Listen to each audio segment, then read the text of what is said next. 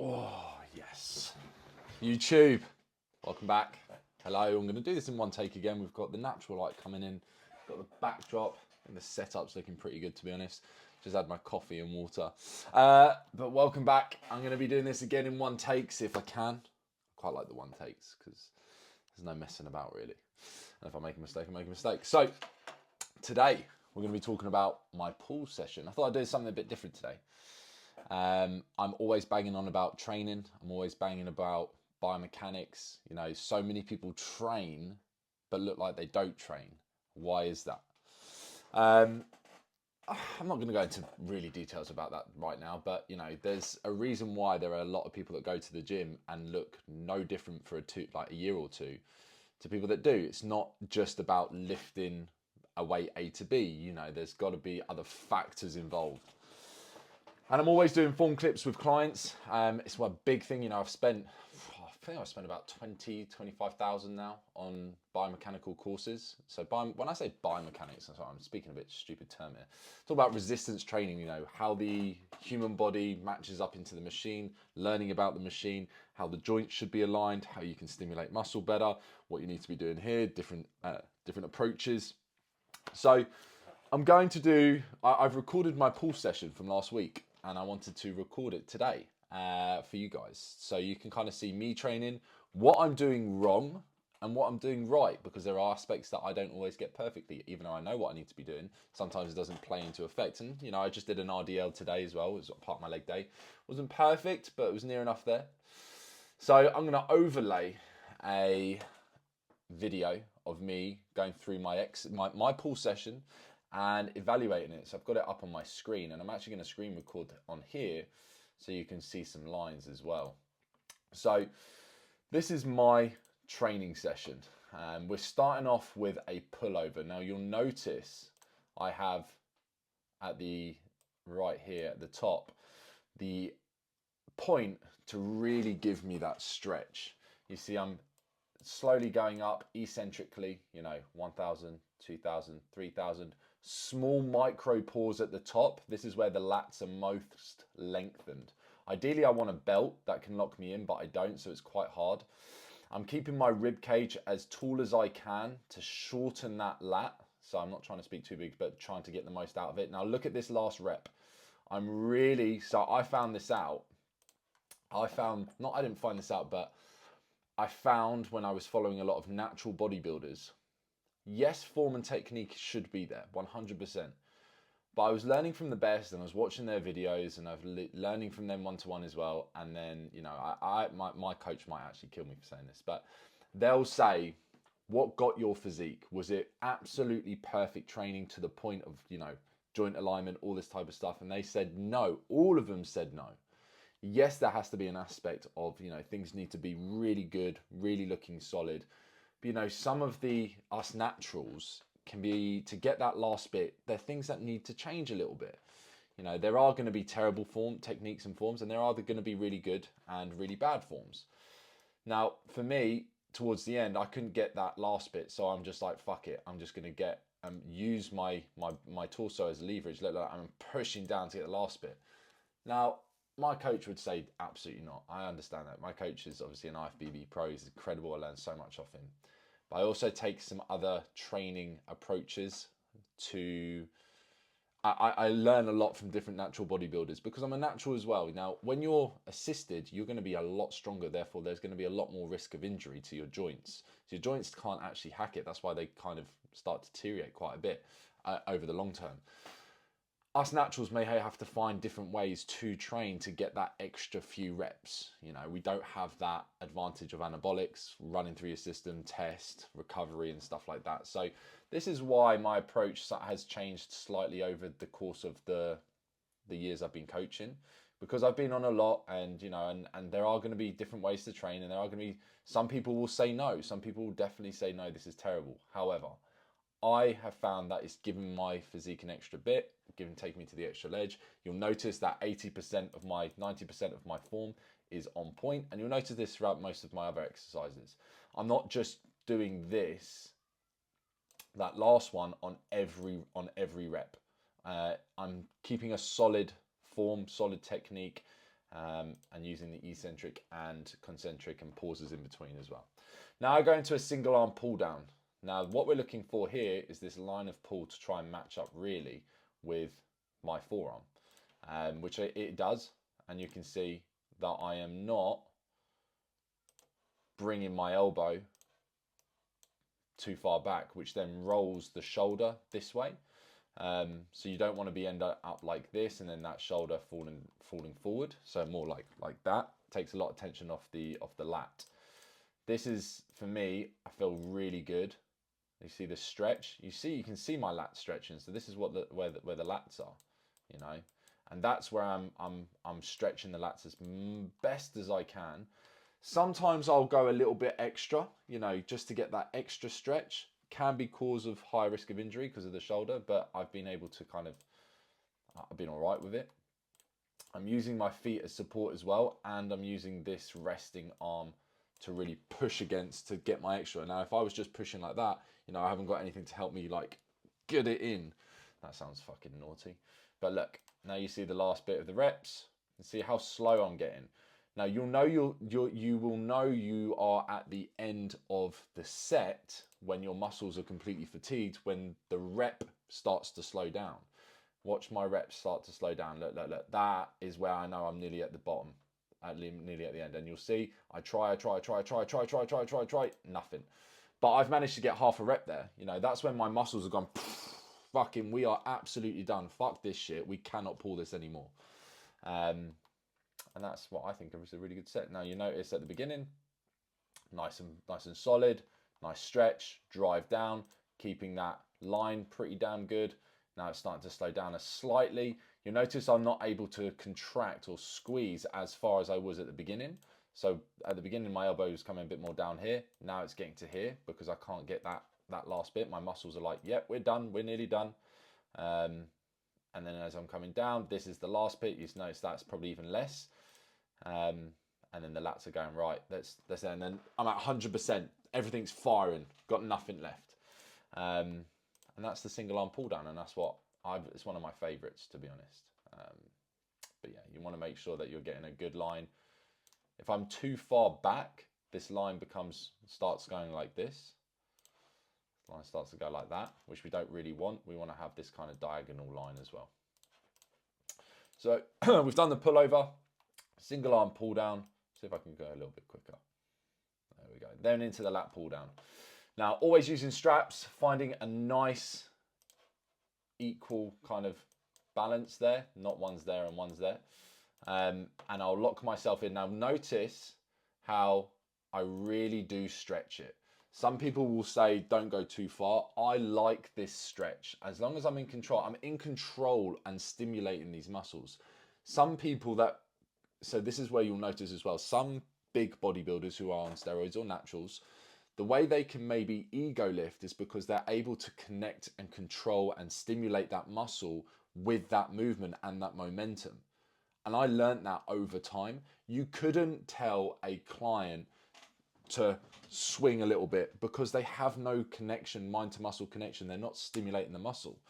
So this is learned over time of years of training. And you'll see how I swing a little bit down there and then I'll come all the way up, feeling that stretch. I can get a really good stretch there. As I'm coming down, I'm thinking of a motorbike driving in like that. That engages my lat more and I'm trying to keep it around there. Don't get me wrong, coming back like that does work. There's little bit different of the upper back, but this I found is a great connection of my lats. You can see I'm using the straps a lot here. I'm starting to speed up a little bit more, coming down, slight pause, drive, because the slight pause at the top here is that transition from lengthening, stretching the muscle to contracting it. Imagine it like elastic band. This is where I'm starting to slow down. My grip's starting to go. There we go. And look, I can't get any more than that. So you'll see how, let's see that last rep. I could only get to about there, just above my ears, whilst before, let's go to about there.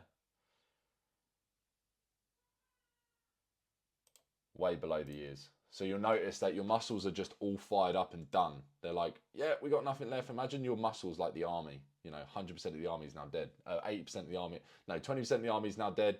Then 40%, then 30%, and then you got nothing left. That's how I like to remember it. So that's the lat pull down. Again, equal hand position. You know, you want to always make sure, I find, having the forearms like that is the most strongest way of doing it and getting the most out of the lats. Some people hold it out here. I think it's a terrible idea. Terrible idea. So my advice for you is to always have that forearm like that. And that's how you get the most out of the lats. Then we got the low row. Bit of a complicated this one. Not complicated, but I like to wrap around to begin with. To start is pretty hard and I'm quite a big fella. So I have to stand over it and then bring myself into it. You see I have to push against my ribcage, which is quite annoying. It does hurt a little bit. And then here, it's all about like a shrugging motion. So you see, all I'm trying to do is grab my elbows or pull my elbows as far up as possible. And there is a slight shrug movement as well. You'll notice it's not really the best angle, but that is perfectly aligned. My wrists aren't like pulling like this. So this is going to be working a lot of good of the, this is going to be working a lot of the lats here. So the fibers down here and a little bit of the upper back because we're shrugging up as well. Slight pause at the bottom and where the stretch is. You'll notice as I start to get fatigued, I'm starting to shuffle my body now to really get that last rep. And again, it's not cheat rep. You're not cheating, I don't believe. And I used to be very, very like, has to be absolutely perfect, has to be perfect. I cannot have an inch or millimeter out when it comes to the joints. My approach has changed over time after learning more and more and following the best natural bodybuilders in the world and doing all the biomechanical courses. Does it increase your risk of injury? Yes, it does a little bit. But to get a little bit more, I found my progress has gone way further from obviously making sure joints are aligned, stimulating the muscle, getting good technique.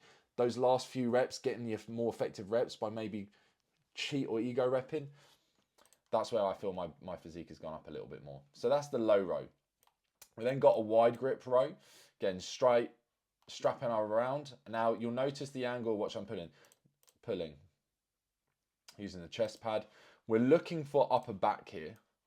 And I don't like having my elbow all the way up. So if it was like a complete T shape like this, I don't mind having, well, that's about a bad T, but coming down a little bit. So it's not up like that, but you are creating some form of like T, and it's all about the elbow positioning. You'll notice I really do stretch, let the shoulders roll forward and bring it back. And it's all about that stretch, contraction, bringing those elbows as far back as possible. Using the chest pad as well. You'll notice I'll cave over and then bring that chest up. That's where I feel you can get the most out of this. It's not the best machine, I don't think, but you'll see I'm starting to slow down now. I'm not towards the end of my failure. Look, that's it. Can't pull anymore.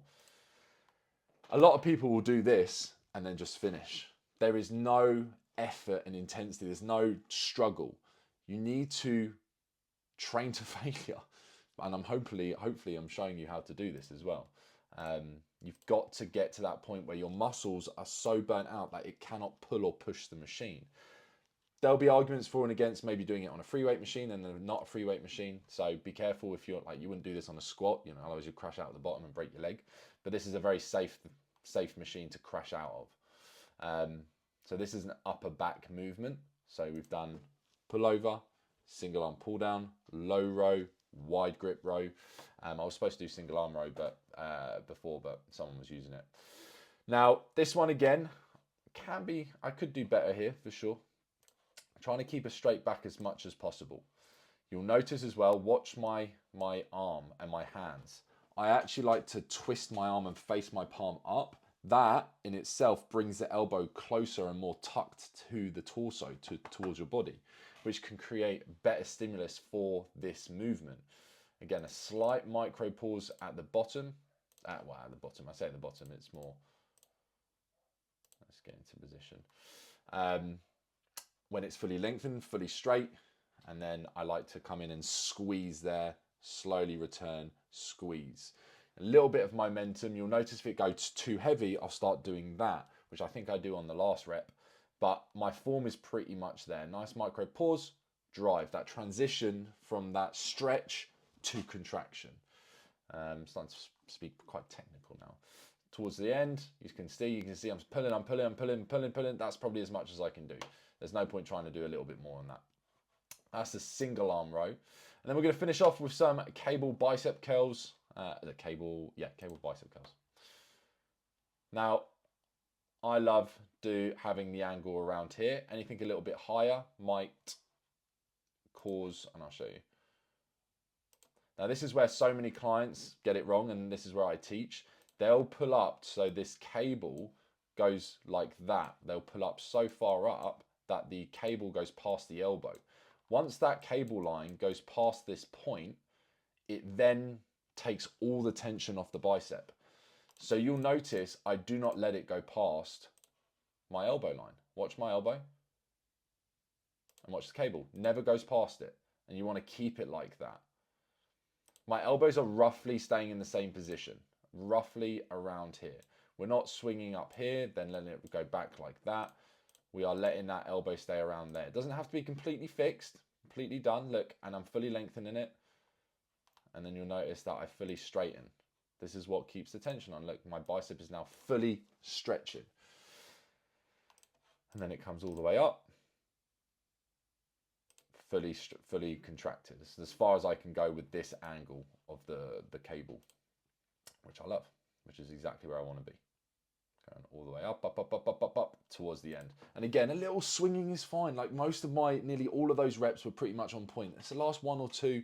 Get that last one up. I think that's what's helped give me some bigger arms.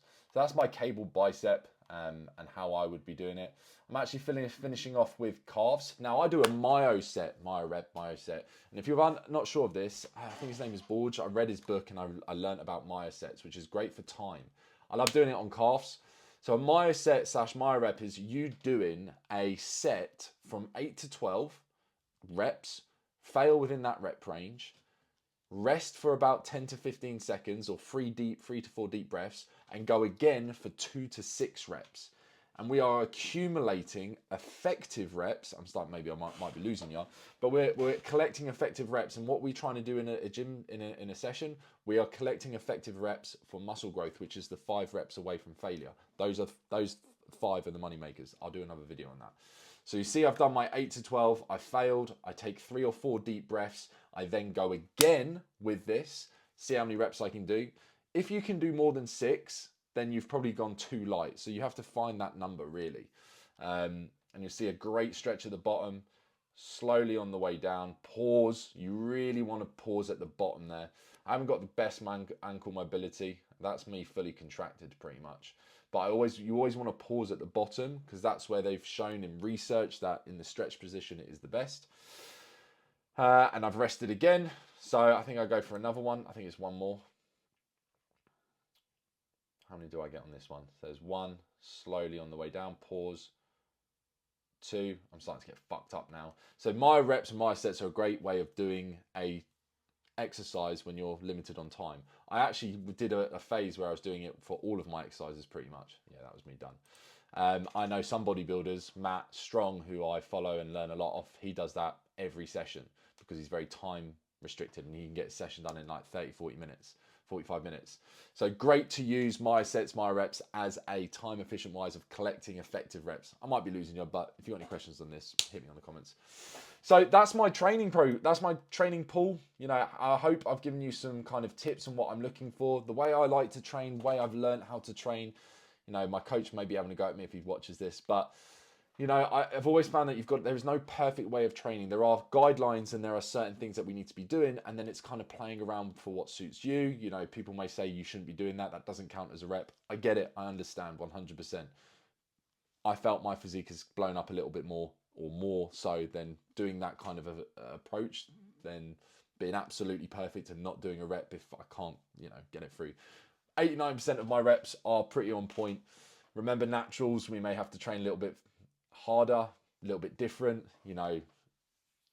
Yes, it is different training to someone that is assisted, and follow some natural bodybuilders and they will definitely be saying the same thing. because I've watched them and seen them do it. So hopefully you enjoy this YouTube video. Appreciate it if you have watched it all the way to the end here. But any questions on this, anything at all, please let me know. Like I say, biomechanics, training, resistance trainings, I absolutely love. I've done so many courses on it. I like to intertwine different people's approach, apply it to my clients, apply it to myself, and have a lot of fun with training. So thank you for watching for this YouTube. Any other questions, let me know. Drop in the comments. I'll see you on the next one.